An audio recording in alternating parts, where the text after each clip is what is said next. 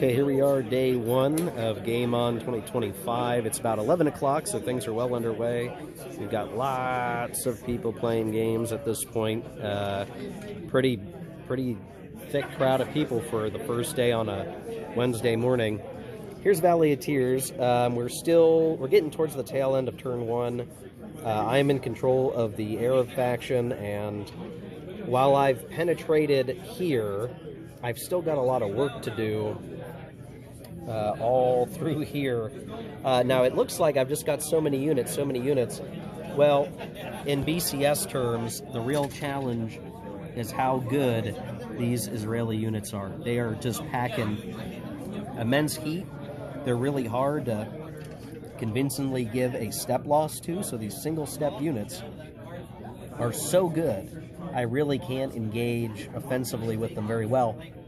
I have to hit them with artillery and hope to roll sixes, but I can grab ground, and I've removed the Israeli static units, so there's only static defenders on the map. Well, I've cleared through a lot of them, and now I'm pushing where I can. And this is the actual end of turn one. The Arab forces have taken 3 victory hexes. We maybe could have done a little better than that, but it just didn't shake out. So right now my high water mark is 3, and not far advancing. I did grab the important observation post hex up there in the north, so I managed to hold on to that, and starting to get forcing a tank division through here that can actually fight off the Israeli units, and coming out. Right now this looks really advantageous, but I think there's going to be reinforcements that are going to keep me from fully exploiting this, but within reach are 1, 2, 3, 4 victory points, so we'll see what happens there. The defense of the Israelis is really stout. They can really push my own units around. There's going to be a lot more Israeli units, I think, to come on the board, and it's going to be difficult to maintain my momentum. Well, situation looking rough, guys, on turn 2. I'm having trouble. I understand that I need to use my numbers, but the quality difference is so stark, I can't really understand how progress can really be made over the course of the campaign. Obviously, it's expected that you're going to fall back after reaching a high threshold, but it seems so easy to just simply disintegrate the Arab faction units. So I think this is going to lead to some tough criticisms later on. I'll record that a little later, and we'll see. We'll see what happens. Okay, hey folks, we're wrapping up day one at Game On. Unfortunately, I don't have any more footage from the Valley of Tears game. We were playing pretty aggressively, so there wasn't a lot of break time. We did eat lunch and dinner and stuff, but we were pretty busy, so I didn't record. But we're at the end of the day. I'm winding down, and unfortunately, I have to report that we ended the Valley of Tears game early. Now, the idea was we were going to play the Golan Front, with me playing the Syrian Arab faction, and my opponent, the Israeli forces, for the whole scenario for that front. So the Golan Front, the Golan Syria Front, from beginning to end. And we basically played through turn 5 or 6, which is conceivably maybe only a quarter of the way through the whole campaign. And then we maybe wouldn't have even gotten through it tomorrow, which was the plan, to play it tomorrow. We called it. I asked the game to be stopped because I had run into comical bad luck, really hard to understand the bad luck, which is a shame. And I've some commentary around Valley of Tears and the way that went. So, at the beginning of the scenario, the Syrian army is expected to go on the attack. And I think the basic flow of the campaign would be going, okay, the Syrians are on the attack, they reach kind of a threshold, The game, gives you credit for trying by saying your highest victory point threshold you have on any turn is what you have when victory is determined. So if on turn 5 you've done very well and you've racked up a number of victory points, and then you go below that, you lose that, you have to retreat back into your own territory. You get to keep whatever your highest victory point threshold was. And I had a threshold of 5 at one point, and about the time it was clear I was never going to get any more. Well, at several points as the game wore on, I was like, well, it's possible that I could get more than 5, but it started to go away pretty quickly. And then I think what is supposed to happen is that the Israeli forces do either force you to fall back or you choose to fall back, and then you're playing defense, and they need to get their own victory point locations and exceed your victory point counting to determine the winner. So in our game, we were basically getting to that swap over point where I was going to have to be on the defensive and hold out, and I asked us to stop the game because we had some really awful strings of luck for me. So like 2d6, right? Two die rolls of 6-sided dice on average should give you a 7. So you should get 7 like a lot of the time, or each standard deviation away from 7. It's the bell curve, right? The beloved bell curve. I rolled.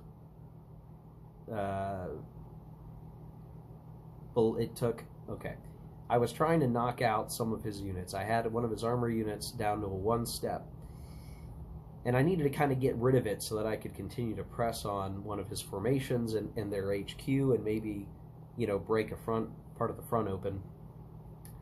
And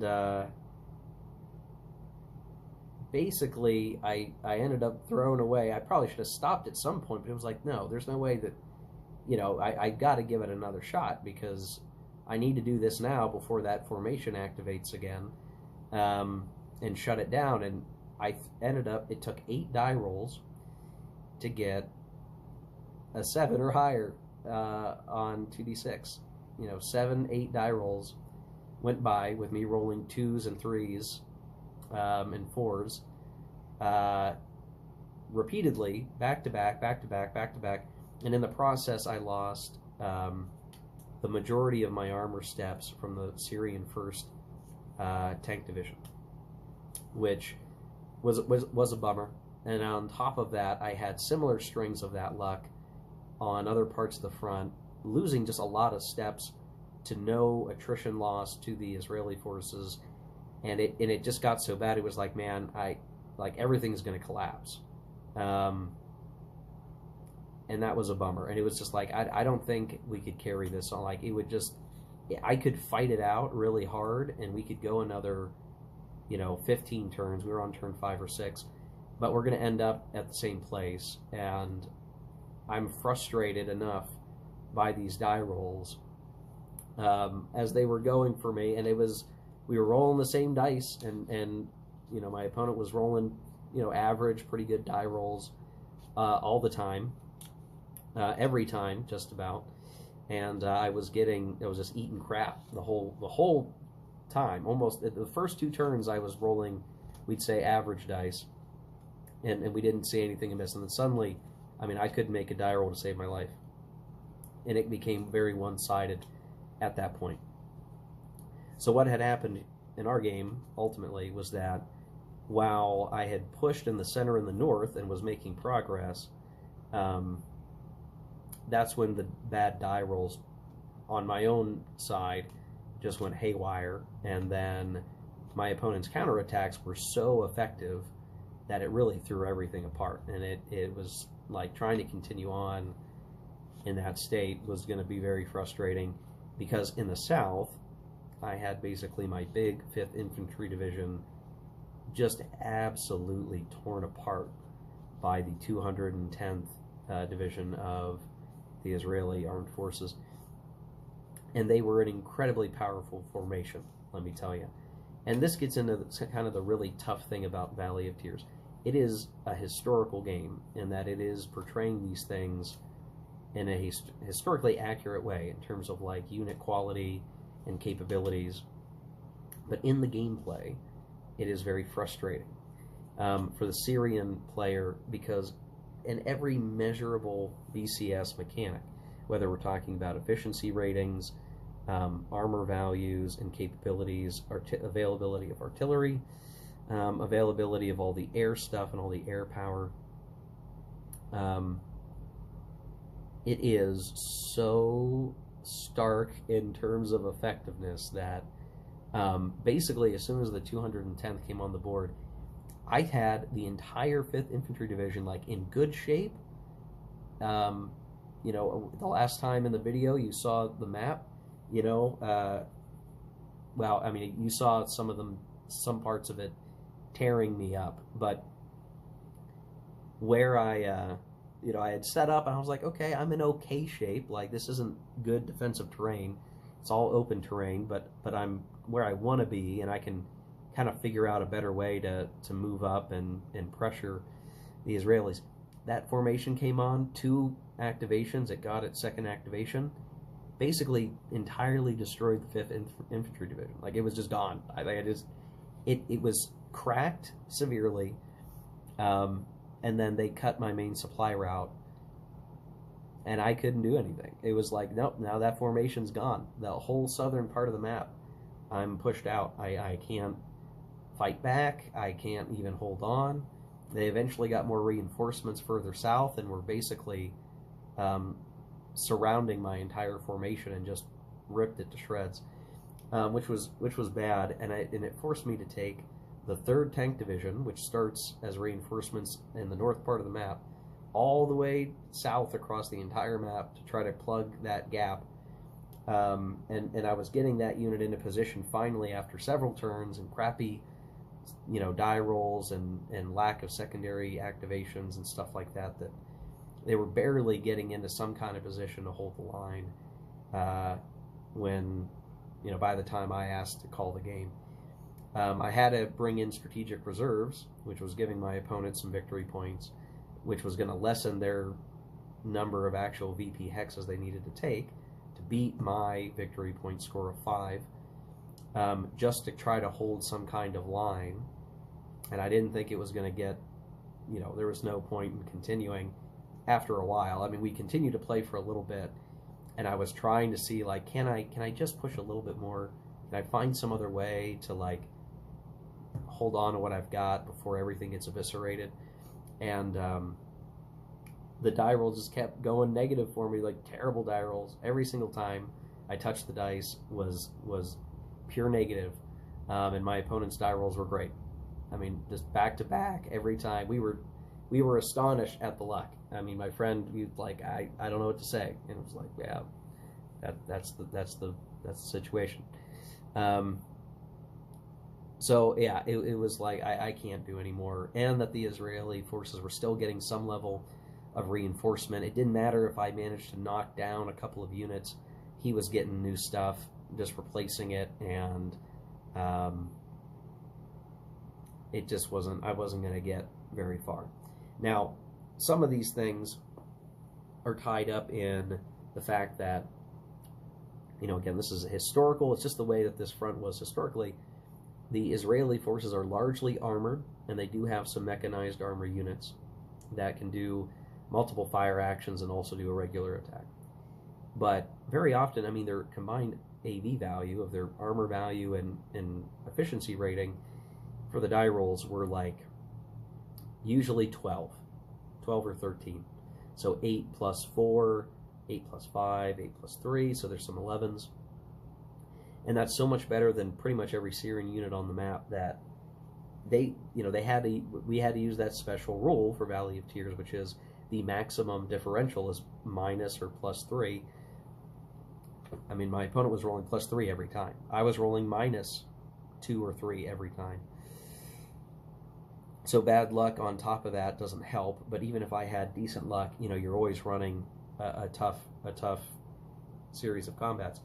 the strategy for Syria is to be attritional.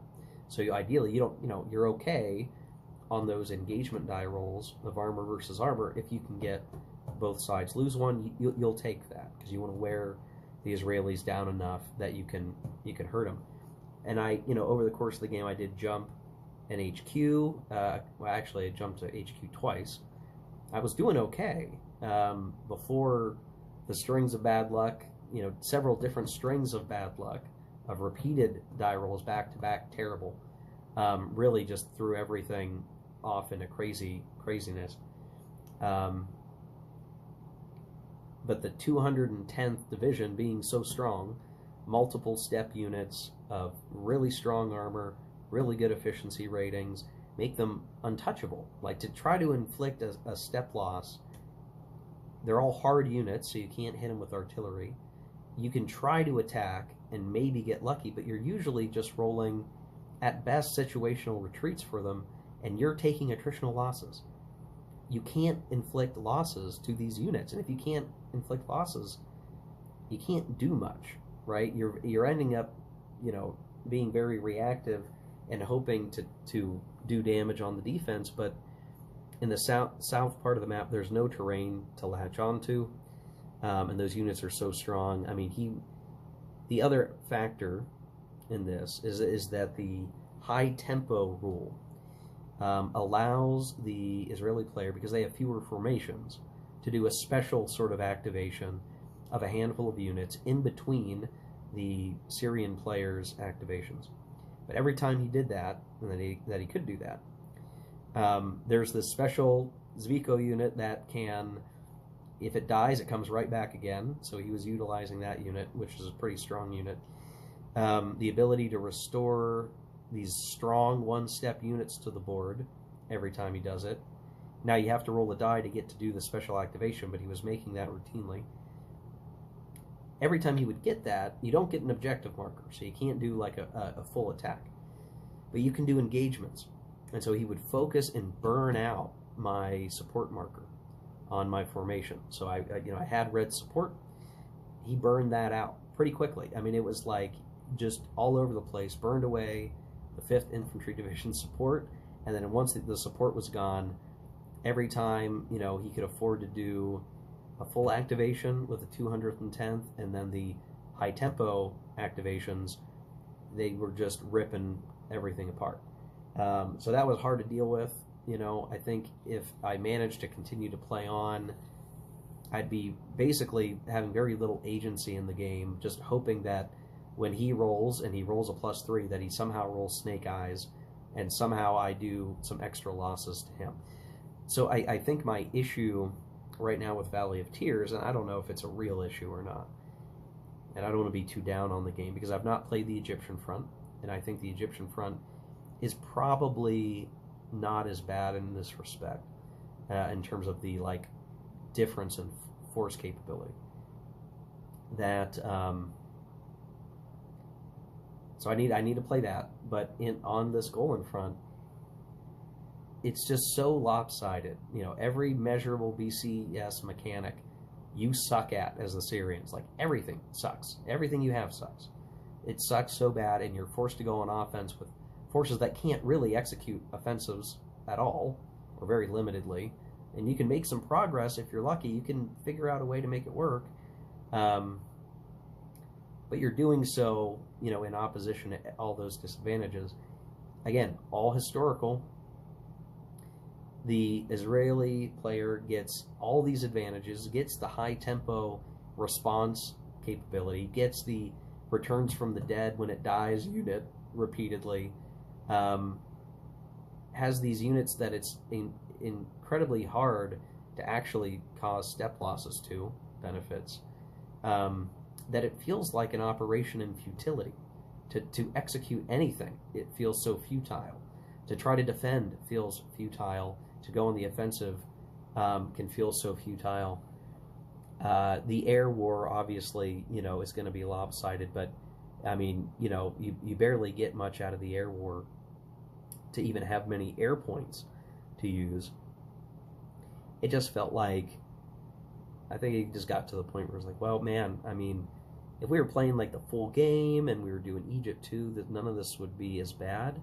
But the fact that this is the only front that we're playing, and like it's just this and that, like there's just no opportunity for like, oh, here's my chance to have something good go on tactically on the map, after a while was a bummer. And it wasn't fun. I mean, it got to the point where it wasn't fun, which is sucky to say, because all the other times that I've played BCS has been quite fun. Now, I'm sure if I had played the same scenario solitaire, you know, at home, and, you know, I don't care who wins, and I'm just having fun fiddling around with the counters, I probably wouldn't feel as bad. I'd probably say, oh, it doesn't feel as good to play as the Syrians, and they don't seem to be able to do much. I could probably still arrive at that analysis, but when you're just playing it and you're the only one, you know, feeling the burn on that one, it is a bummer. So I don't think I've got more gas in the tank for Valley of Tears. Not at this convention. We're not going to play it tomorrow. We're going to find something else to do, or I'm going to find something else to do.